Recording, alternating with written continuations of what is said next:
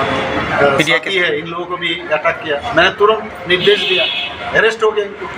हम छोड़ेंगे नहीं, ये सब नहीं। ये सरकार का एकदम क्लियर कट विजन है। जहाँ भी होगा, जो मैंने लीडर का लोग हो, जो पार्टी का हो, कोई समझ मेरे साथ वो नहीं है कि इनको छोड़ दो, वो हम करें। সবদিকে বলা হচ্ছে সে সংবাদযোগ্য তো এখানে ইয়া পাচ্ছে না, মানে কোন জায়গায় যেতে পারছে না, তাদের উপরে আক্রমণ করা হচ্ছে সেই বিষয়ে। আপনারা আগেও তো দেখেছেন আর এখনও দেখেছেন। তো এই যে কালচার 35 বছরে যে সৃষ্টি করেছে, এটা একটা আমাদের ভিতরের মধ্যে, অনেকের মধ্যে এটা একটা হ্যাবিট হয়ে গেছে, ডিএনএর মধ্যে ঢুকে গেছে। অনেক টাইম লাগবে, হয়তো এই জেনারেশন আমরা নাও করতে পারি, নেক্সট জেনারেশন এটা হবে। এখানে মানে শান্তির পরিবেশ ত্রিপুরা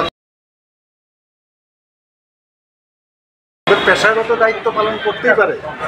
আর সাংবাদিকরা তো পরিশ্রম করে, আমি তো দেখি তো সবাই, আমার একটা আলাদা ফিলিংসই আছে। আমি আর কাজেই হচ্ছে আমার কাছে বিশ্বাস। আমাকে অনেকে বলে আপনি অনেকে বিশ্বাস করেন না, অবিশ্বাস করেন, এরকম। আমি বললাম যে বিশ্বাসও আমি কাউকে করি না, অবিশ্বাসও কাউকে করি না, কাজের বিশ্বাস হচ্ছে মেয়ে।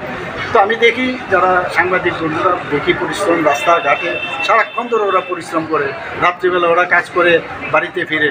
তো এদের নিরাপত্তা নিশ্চয়ই হবে, কিন্তু ঘটনা যখন ঘটে যায় দেখতে হবে যে ঘটনার পরিপ্রেক্ষিতে কোনো অ্যাকশন নিচ্ছে কি। আগে তো একটু দেখতেন না আপনারা। এখন পুরনো ইতিহাস যদি আপনারা ভুলে যান তাহলে কিন্তু আমি কিছু বলবো না, আমার কিছু বলার নেই। কী হতো আগে, মানে 35 বছর থেকে শুরু করে কী ছিল, আমরা তো এখন অন্তত আপনাদের কাছে ইজ অফ অ্যাপ্রোচ কিন্তু এখন আছে। আপনারা আসতে পারেন, বলতে পারেন, বললে আমি সাথে সাথে অ্যাকশন নিই।